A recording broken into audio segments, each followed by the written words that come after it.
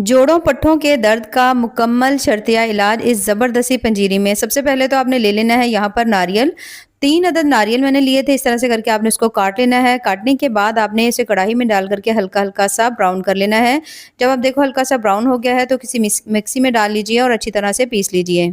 उसके बाद आपने लेना है 1 चम्मच सौंफ, आधा चम्मच अजवाइन, आधा चम्मच आपने ज़ीरा लेना है, थोड़ी-सी आपने इसके अंदर डालनी है काली मिर्चें, 2 से 3 अदद आपने सब्ज़ इलायची डालनी है।